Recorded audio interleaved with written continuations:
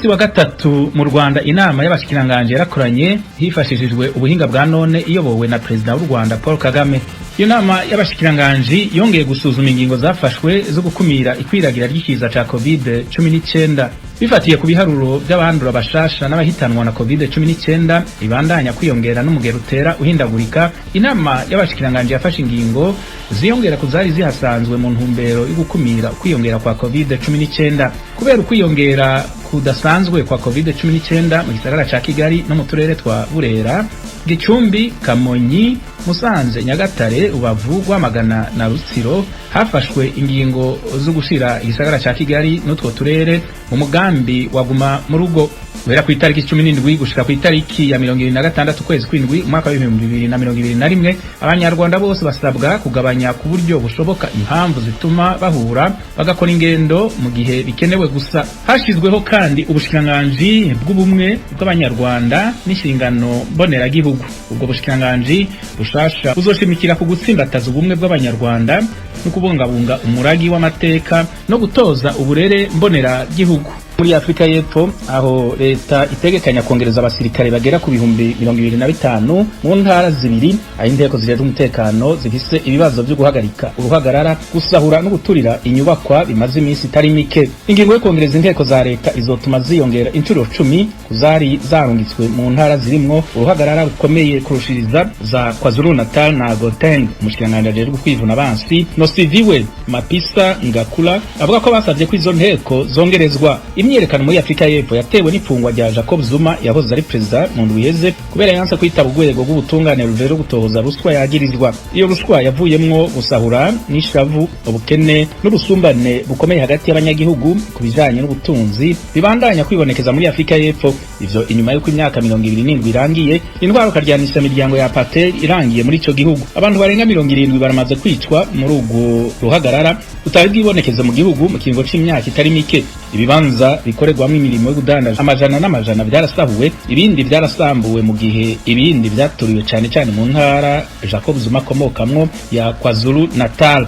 Naho muri Gambia sentare muri ico gihugu yaciriye urubanza rwo gupfa ku munsi wa gatatu Yankuba Turaye acuritse na Yahya Jammeh umutegetsi yahoze atwaza igikenye mu gihugu ca Gambia ku ruhara yagize mu igandagurwa iyo wahoze amushikiranganje ajejwe ikigega ca leta. Yankuba Turaye yari mu basirikare bayoboye Gambia mu kiringo c'imyaka 2 inyuma ya coup d'etat yabaye mu mwaka w'igihumbi 1994.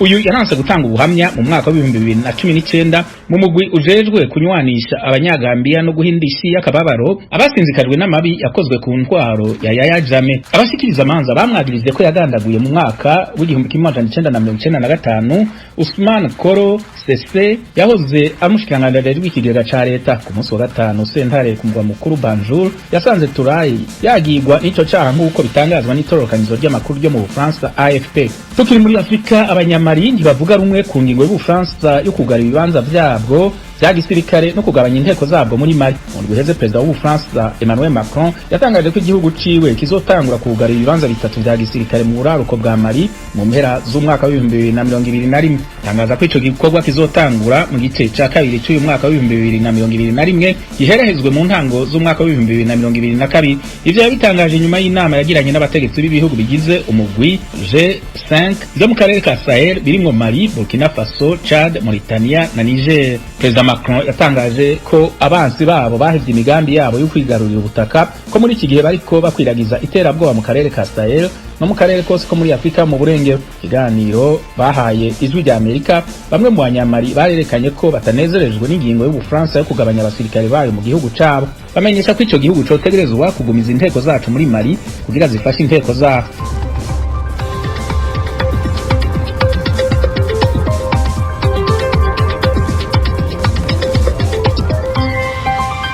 Arakoze Fidel Niyongabo utugejeho amakuru avugwa hirya no hino ku isi.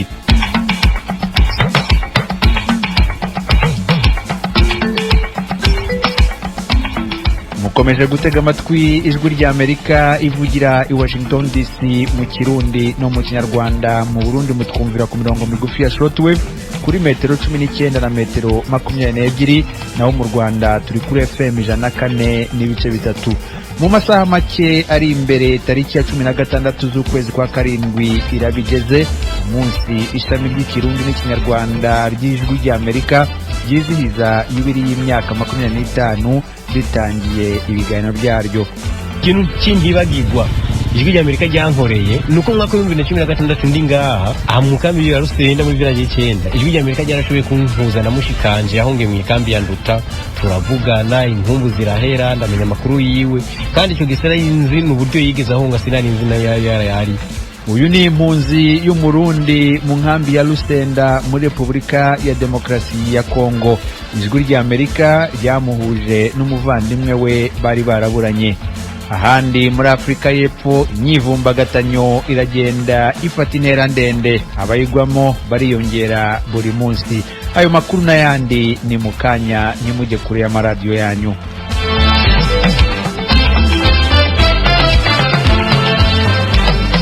Muri Afrika y'Epfo imyivumbagatanyo iragenda ifata intera ndende abayigwamo bariyongera buri munsi.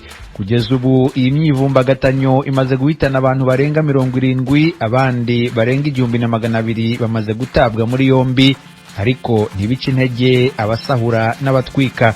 Ni myivumbagatanyo yatewe n'ifungwa ry'uwari umukuru w'igihugu Jacob Zuma. Iyi myivumbagatanyo iri mu ntara ebyiri arizo KwaZulu Natal irimo umujyi wa Durban wa gatatu mu bunini ku rwego rw'igihugu na Gauteng irimo Johannesburg umujyi wa mbere.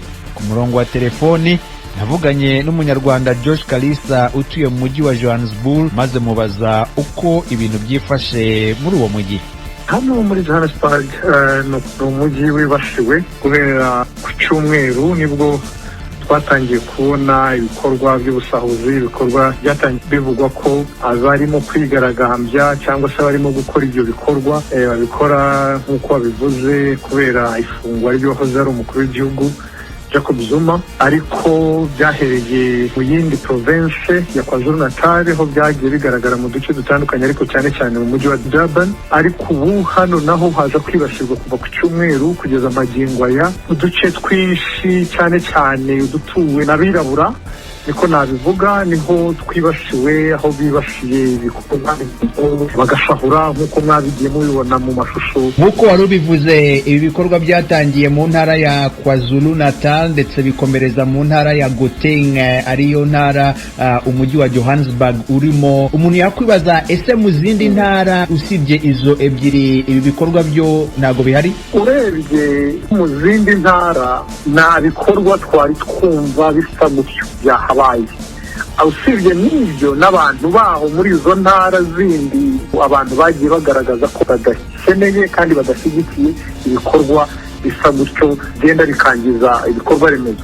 Ni ukuvuga na hano muri Johannesburg niho hantu hibasiwe mu ntara ya Gauteng cyane, ariko wavuga uti umujyi wa Pretoria ndaho bari muri ntabwo ibikorwa ntabwo bisa nk'aho byagiriye muri ubu mujyi cyane, nubwo hari ahantu hamwe na hamwe byagaragaraga ko byashoboka ariko ntabwo byabaye cyane, nubwo hari hamwe mu duce kandi natwo dutuwe n'abirabura niho hagiye hagaragara ibyo bikorwa by'ubusahuzi, ariko mu zindi ntara ntabwo bihari. Kandi n'abantu batuye muri izo ntara bashizeho umugambi wo kuvuga ngo turarinda ibikorwa byacu ntihagire umuntu uduteza imvururu. Kuri wowe kuba ibikorwa bigaragara muri izo ntara umuntu yavuga ko zituwemo cyane n'abirabura, ubona impamvu ari iyihe yatumye ibi bikorwa bisa nkaho noneho byabaye urugomo byibasira iyi mijyi cyane cyane iri muri izi ntara za KwaZulu Natal ndetse na Gauteng? Nk'uko na Perezida Cyril Ramaphosa yabivuzeho, ibi ni ibintu bifite ishusho irimo ikintu cy'amoko. Muri KwaZulu Natal ubundi ni ahantu hatuwe nyine n'abantu bo muri KwaZulu Natal ni abajuru benshi. Ni ukuvuga ko iki gikorwa cyatangiye atari ukuvuga gusa ngo ni uko bashyigikiye gusa wari umukuru w'igihugu, babijyanye mu buryo bugaragaza ubwoko. Ntabwo wafatwa ku muntu umwe w'umuzuru tuzaza natwe tumurwanirire. Niko byatangiye, niho ishusho ritangira no muri Gauteng rikibasira cyane mu mujyi wa Johannesburg, nuko hariho abimukira bava muri iyo ntara bimukiye muri uyu mujyi naho bafiteho ubwinshi mu duce batuyemo twinshi nitwo twatangiye kugaragaramo ibikorwa by'ubugomo byo kotsa amapine, gufunga imihanda, gutera abantu amabuye, kurasa. Ikindi kiyongeraho nk'uko wari umbajije, ahantu hari abirabura benshi ni ikintu kibabaje cyane kubona ko ibikorwa remezo byatwitswe, kandi ntabwo basahuye gusa bashingiye kuvuga ngo hari uwo bashima.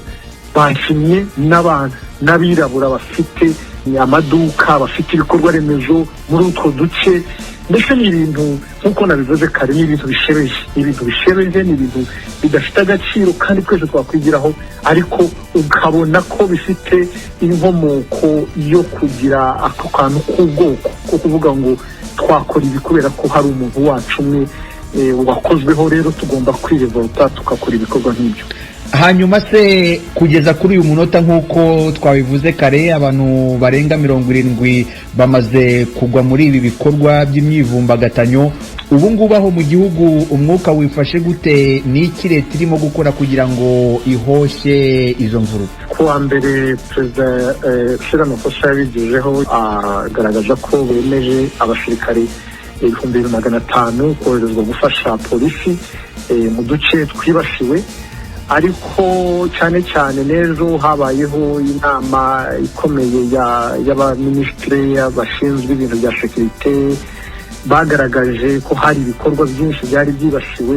Mu by'ukuri ntabwo twavuga ngo ibintu byaje gitumo, hari abantu babiri inyuma bashobora kuba bari bafite n'inzego zikora muri leta babiteguye ariko badashyigikiye leta iriho, cyangwa se banayikozemo cyangwa abandi bakikoramo. Umbajije mu kanya gato mvuye muri inner city ya Johannesburg, nubwo ntuye kure gato nayo, ariko naciyemo nubwo umujyi ucecetse, nubwo nta muzima, nubwo ibintu byose bifunze, ariko kamwe n'imihanda yari yafunzwe, yari no go zone, ubu yafunguwe, imodoka ziragenda, business irimo gusubiraho. Gusa haracyari ikibazo. Iyo tuvuze muri KwaZulu-Natal haracyari ibikorwa byinshi byibasiwe by'urugomo, baracyatwika, bavuye alimentation, batangiye kujya mu nganda. Josh Kalisa, umunyarwanda utuye mu mujyi wa Johannesburg mu gihugu cya Afrika y'Epfo, nagira ngo ngushimire cyane kubw'akanyu haye Ijwi rya Amerika kugira ngo tugezeho uko ibintu byifashe muri icyo gihugu. Ndagushimiye cyane.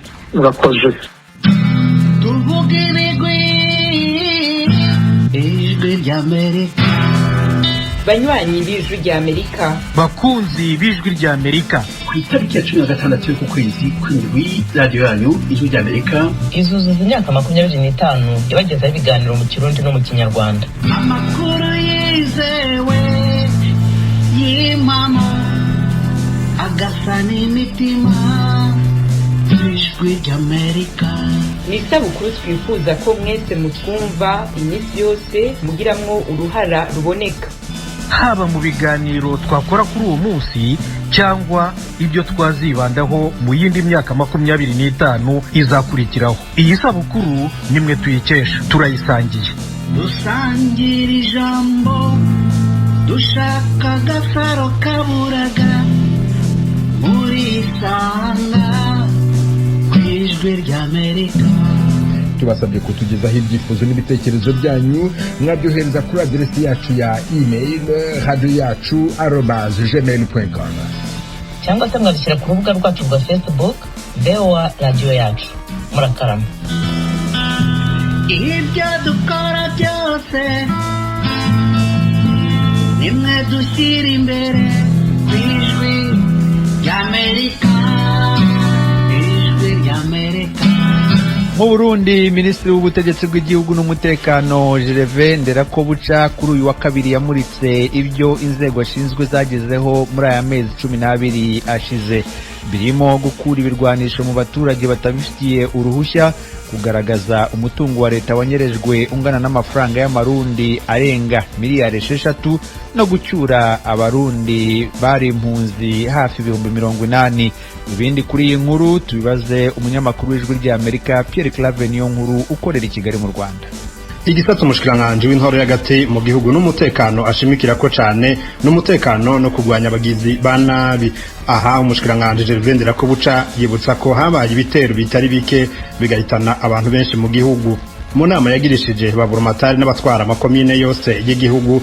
Inyuma yaho agaye ikiganiro abamenyesha makuru ku mugoroba wo kuri uyu wa kabiri ndera ko buca asigura ko igipolisi cakoze uko gishoboye mu gutabara abanyagihugu naho hatabuze abahasiga ubuzima. Yerekanye ko habaye ugutuza abo bagizi ba nabi abafashwe bagashengezwa imbere y'ubutungane. Ikiringo caranguwemwo ivyo bikorwa ni kuva mu kwezi kw'indwi umwaka uheze gushika mu mpera z'ukwezi guheze kwa gatandatu.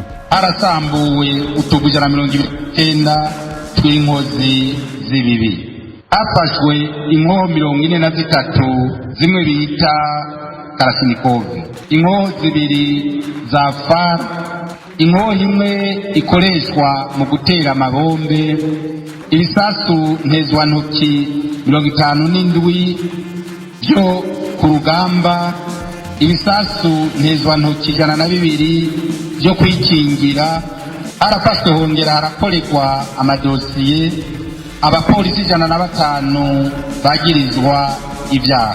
Abantu bagirizwa ibyaha bakorewe amadosiye ni 3855.